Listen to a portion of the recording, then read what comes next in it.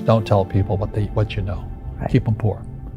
But unfortunately, the poor will always be amongst us because it starts up here. It's in their words, and the words become flesh. But when they say I can't afford it or I can't do that, they become what they say. And I made so many people, I can't afford it. You think I'm made of money?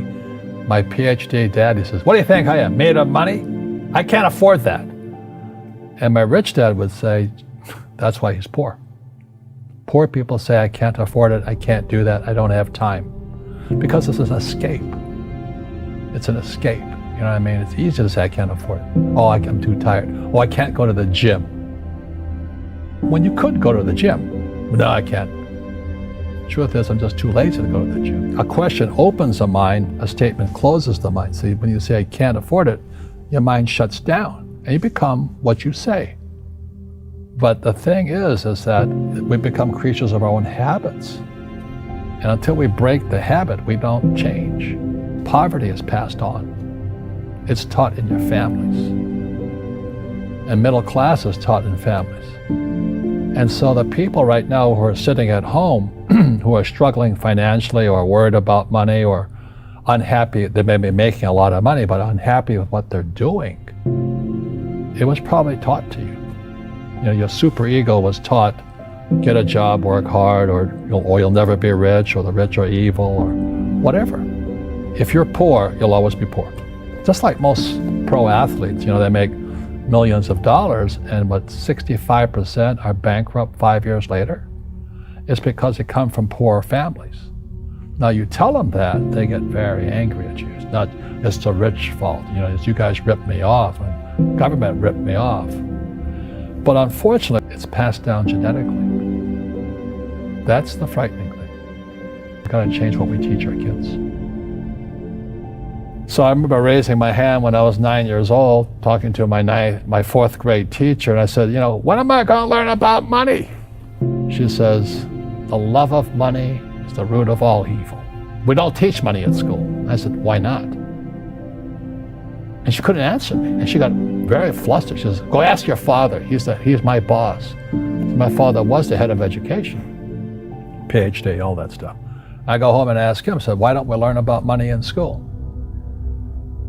And he looked at me and says, because the government doesn't let us teach that subject.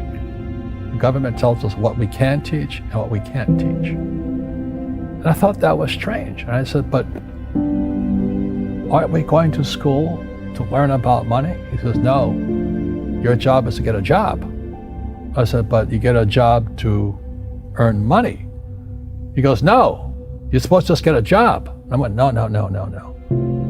Isn't the purpose of a job to earn money? He goes, you're correct. I said, so why don't I just learn about money? I can skip the job part, And he got flustered and he said, look, if you want to learn about money, why don't you ask your best friend's father about money? So I asked him. He says, because Mike's father is an entrepreneur. And I said, what are you? He says, I'm an employee. I'm a government employee. I went, oh, what's the difference? He says, the difference is an entrepreneur must know about money, or they're no longer entrepreneurs.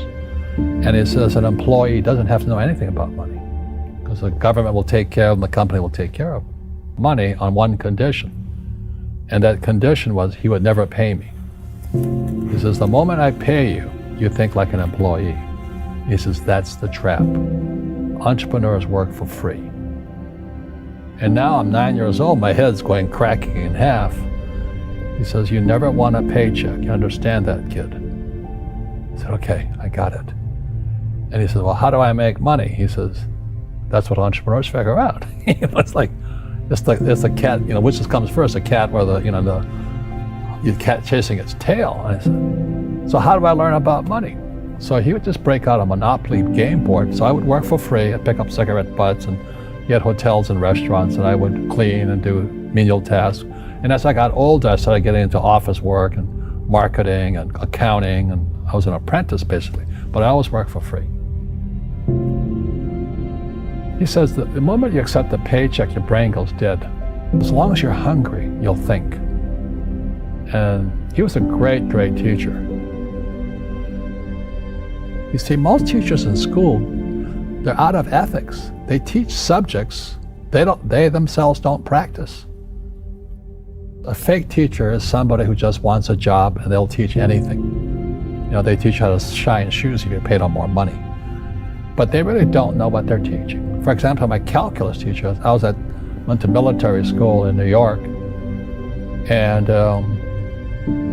I asked the teacher, I said, I'm in my 3rd year of calculus now. I said, am I ever going to use this stuff? He goes, no. I said, why do you teach it? Because I get paid. I said, do you ever use it? He goes, no. And that's why, you have to, in life, one of the things I suggest to people, you got to find a real teacher versus a fake teacher. And a fake teacher is somebody who doesn't do what they teach. And a real teacher is doing what they teach every day. School systems are making our students weaker. So in school, they have these things called now trigger effects. So you can't, as a teacher, you can't say anything that might upset the student. They don't want anything that might jar their point of view. So if I went into school, I'd be thrown out because I threaten them.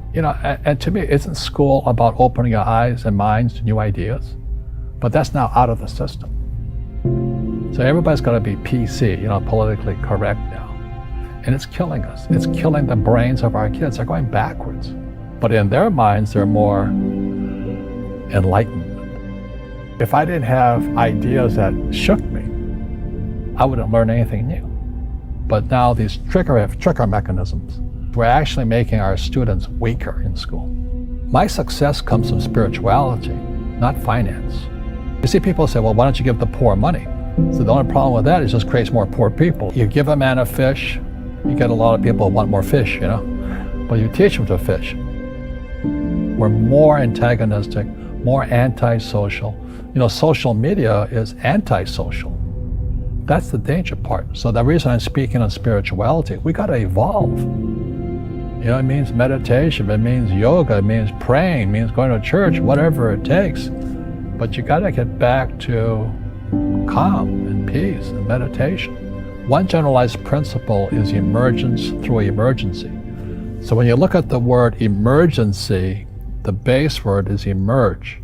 The only way humans evolve is via emergency. And a big one's coming. And it's going to be, as we all know, our banks have ripped us off immensely. There's just a bunch of crooks. I don't know how they can live with themselves. But the bankers rip off trillions and they get bonused in billions. Nobody goes to jail. That's the sickness of our society. So that's why I write about financial education. It's almost like self-defense. It's almost like taking judo against our own government and our own banking systems and Wall Street. The people who are afraid of making mistakes, like they teach in school, they don't ever grow. Because spirituality is there's good and there's bad, there's right and there's wrong, there's up and there's down. Most people only want to be right, they only want to be positive. Well, you can't have that. That's not reality. Every time I failed, it was like, good. I said, okay, what have I learned? And the average person, the reason they're poor is they haven't failed. They play it so safe. They haven't made any mistakes like they taught in school. That means they don't learn anything. That's why the school system's actually fundamentally corrupt. It's anti-education. Don't make mistakes and don't ask for help. And if I didn't ask for help, I have my accountants, my attorneys, my bankers, and all that. I go into business like a rugby team. Boom, boom, and we kick butt. But the average guy is standing there, oh, I'm an A student, I'm going to do this all on myself, and a bunch of rugby players run you over, and you go, well, they're not playing fair.